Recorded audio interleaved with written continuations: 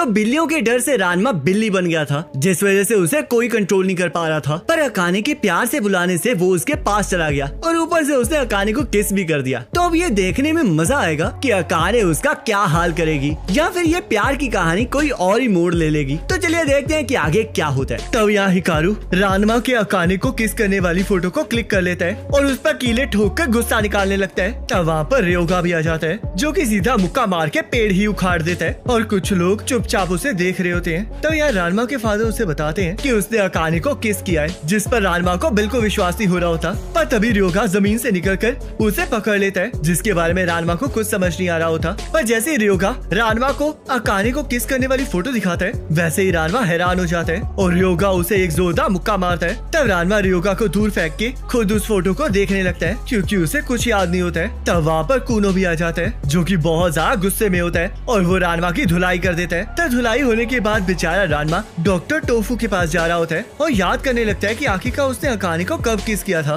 पर उसे कुछ याद नहीं आता है, जिस वजह से उसे लगने लगता है कि शायद अकाने उससे नाराज हो गई है। तब यहाँ अकाने डॉक्टर टोफू के पास ही आई होती है और टोफू उसे गुमसुम देख के इस चीज का कारण पूछने लगता है। मैं बिल्कुल ठीक हूँ, मैं तो बस कुछ चीजों के बारे में सोच रही थी। आखिरकार मुझे इस बात की चिंता क्यों हो रही है? मैं तो सच में बहुत ज्यादा स्टूपिड हूँ। वो सारी रानमा की गलती थी, तो इसलिए अब मैं उसे मारूंगी। तब अकाने रानमा को मारने के लिए घर वापस जाने लगती है, पर तभी रानमा वहाँ पर आ जाता है, जिस वजह से वो दोनों शर्माने लगते हैं। और ऐसा पहली बार होता है जब उनके मिलने से चारों तरफ सन्नाटा छा गया होता है। तब डॉक्टर टोफू वहाँ पर आ जाते हैं और रानमा की पट्टियाँ करके उससे पूछने लगते हैं कि आखिरकार वहाँ पर इतनी शांति क्यों है। तब डॉक्टर टोफू वहाँ से चले जाते हैं और रानमा अकाने से माफी मांगने लगता है और उसे बताता है कि उसे कुछ भी याद नहीं है, जिस वजह से अकाने को गुस्सा आने लगता है और वो रानमा को इस चीज के बारे में चिंता करने से मना करती है। तब यहाँ एक बिल्ली ने उन पर नजर रखी हुई होती है, जिसके बारे में उन्हें कुछ पता नहीं होता। रुको जरा, आखिरकार मैं इस चीज की चिंता क्यों ना करूं? क्योंकि तुम्हें तो कुछ याद नहीं है, तो इसके बारे में बात करके क्या फायदा है? क्या तुम मुझे बता भी सकते हो कि तुमने मुझे किस क्यों की थी?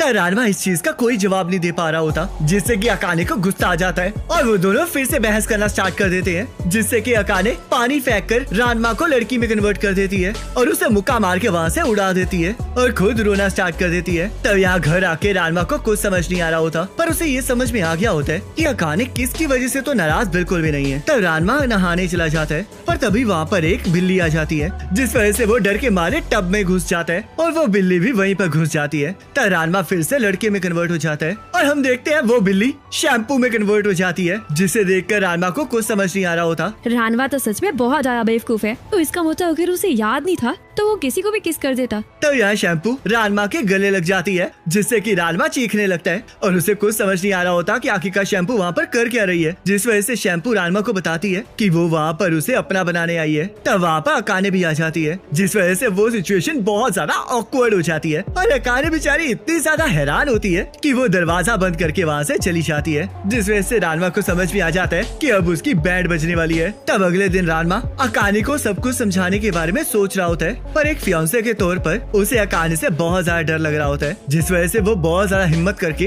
अकाने से मिलने चला जाता है, जहाँ पर अकाने भी उसे बड़े प्यार से बुलाती है और इज्जत दे रही होती है, जिस वजह से रानमा भी समझ जाता है कि दाल में कुछ काला है। तब वो अकाने को कल रात के बाथरूम वाले सीन के बारे में बताने लगता है, पर अकाने उसे कहती है कि उसे इस चीज से कोई फर्क नहीं पड़ता, जो कि एक झूठ होता है, और उसके ऊपर पानी फेंक के उसे लात मार के उड़ा देती है। तब एक बूढ़ी औरत रानमा के ऊपर हमला कर देती है, जिससे कि रानमा बच जाता है। आखिरकार अब तुम कौन हो? मानना पड़ेगा, मेरे दामाद के पास कुछ स्किल्स तो हैं। क्या चला फिर, हम दुआ से फिर मिलेंगे। अब आखिरकार ये कौन थी? मुझे दामाद क्यों कह रही थी? तो यह शैम्पू खाना लेकर अकाने के घर आ जाती है, जहाँ पर सभी को पता चलता है कि शैम्पू ने नजदीक की रामेन की शॉप खोली है, जिस वजह से अब वो वहीं पर रहेगी। तब वहाँ पर वो बूढ़ी दादी भी होती है, जो कि असल में शैम्पू की ग्रेट ग्रैंड माँ होती है, और वो रानमा को अपना दामाद बताने लगती है, जिस वजह से अकाने के फादर इस चीज के लिए मना करने लगते हैं, क्योंकि अकाने रानमा की फियांसे होती है। पर दादी उन्हें बताती है कि उनके लॉ के अकॉर्डिंग शैम्पू को एक स्ट्रॉन्ग मैन की वाइफ बनना ही पड़ेगा, जिसे सुनकर अकाने के फादर बहुत ज्यादा हैरान हो जाते हैं। तब रानमा शैम्पू से शादी करने के लिए मना करने लगता है और शैम्पू उसे साथ में बाथरूम ले जाती है, जिस वजह से रानमा को लगने लगता है कि शायद रात वाला सीन फिर से रिपीट होगा। पर तभी शैम्पू उसे बताती है कि अब वो ठंडे पानी की वजह से कैट में कन्वर्ट हो जाती है, जिस वजह से रानमा बहुत ज्यादा डर जाता है। तब हमें कुछ हफ्तों पहले का सीन दिखाया जाता है, जहाँ पर शैम्पू अपनी दादी के साथ उसी जगह पर ट्रेनिंग करने आई होती है, जिस जगह पर रानमा और उसके फादर कन्वर्ट हुए थे। और ऐसा इसलिए होता है क्योंकि शैम्पू रानमा को नहीं मार पाई होती है, जिस वजह से उसने अपने क्लैन का लॉ भी तोड़ दिया होता है। तब वो लोग ट्रेनिंग करना स्टार्ट कर देते हैं और तभी शैम्पू एक स्प्रिंग में गिर जाती है, जहाँ पर 1800 साल पहले एक बिल्ली मरी थी, जिस वजह से शैम्पू एक बिल्ली में कन्वर्ट हो जाती है। तब रानमा को सारी कहानी समझ में आ जाती है, पर उसे अभी भी समझ नहीं आ रहा होता कि आखिरकार इसमें उसकी क्या गलती है। तब शैम्पू की दादी वहाँ पर आ जाती है और रानमा को मारते हुए बताने लगती है कि इसमें उसी की गलती है। तब रानमा दादी को पकड़ने लगता है और दादी बूढ़ी होने के बावजूद भी बहुत ज्यादा फुदक रही होती है। तब थोड़ी देर बाद दादी को लगता है कि उन्होंने रानमा से छुटकारा पा लिया है। ये बस बातूनी है और अगर ये मुझे पकड़ना चाहता है तो इसे 100 साल और जीना पड़ेगा। क्या तुम्हें सच में ऐसा लगता है बूढ़ी औरत? शैम्पू के होने वाले पति से मुझे यही उम्मीद थी। खुद ही मत सोची जाओ कि मैं शैम्पू का पति बनूंगा या नहीं। चिंता मत करो, 2-3 दिन बाद तुम खुद ही मेरे पास आओगी कि मुझे शैम्पू से शादी करनी है। तब दादी रानमा के किसी प्रेशर पॉइंट को दबा के वहाँ से चली जाती है, जिस वजह से रानमा को कुछ समझ नहीं आता है। तब यहाँ शैम्पू शहर में घूम रही होती है, जहाँ पर कोई उसका पीछा कर रहा होता है। तब यहाँ रानमा स्कूल में होता है,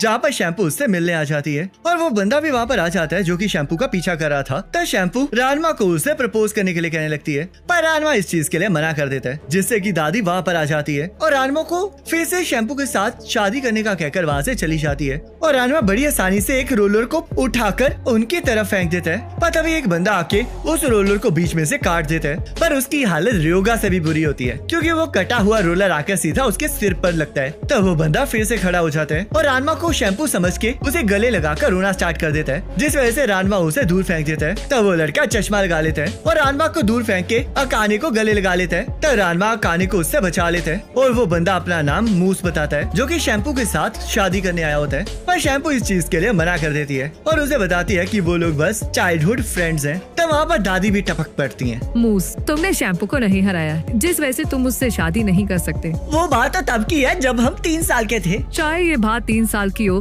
पर ये हमारा लॉ है। हम ऐसे भी ऑलरेडी डिसाइड हो चुका है कि शैम्पू इस लड़के से शादी करेगी। पर रानमा इस चीज के लिए मना करने लगता है और अकाने के फादर कहीं से टपक के इस चीज से मना करने लगते हैं। तब मूस को जैसे पता चलता है कि रानमा की एक फियांसे है, वैसे ही वो रानमा के ऊपर हमला कर देता है और उसकी कोई बात नहीं सुन रहा होता। तब रानमा उसके हमलों से बचने की कोशिश कर रहा होता है और मूस स्वॉन फिश से हमला करके रानमा को दीवार में पटक देता है, जिसे देखकर सभी लोग हैरान हो जाते हैं। तब अकाने को लगने लगता है कि मूस ने अपने कपड़ों में वेपन छुपा रखे हैं और शैम्पू भी इसी वजह से रानमा को चौकन्ना रहने के लिए कहती है। तब मूस भी इस बात पर एग्री करता है और रानमा को बताता है कि वो कभी भी उसके हिडन वेपन को नहीं देख पाएगा और उस पर हमला कर देता है। पर रानमा उसके हिडन वेपन को पकड़ लेता है, जो कि असल में एक बतख वाला खिलौना होता है और किसी को भी ये यकीन नहीं हो रहा होता कि वो एक वेपन है। तब मूस रानमा को चैलेंज करने लगता है, पर दादी उसे बताती है कि वो किसी भी हालत में शैम्पू को उसे नहीं देंगी, जिस वजह से मूस अकाने के ऊपर बैट करता है और रानमा को बताता है कि अगर वो लड़ाई जीत देगा तो वो उसकी दुल्हनिया ले जाएगा। तब रानमा इस चीज के लिए मना करने लगता है, पर मूस उसके अंदर के मर्द को जगाने लगता है और उसकी ईगो को चैलेंज कर देता है, जिस वजह से रानमा लड़ने के लिए तैयार हो जाता है और 2 मर्दों के बीच में ये प्रॉमिस हो जाता है। और ये सुन के दादी बहुत ज्यादा खुश हो जाती हैं और उन्हें देखकर शैम्पू को समझ में लग जाता है कि उन्होंने कुछ प्लान कर रखा है। तो यह रात को अकाने टेंशन ले रही होती है और कासुमी अकाने को समझा रही होती है कि रानमा जरूर जीतेगा।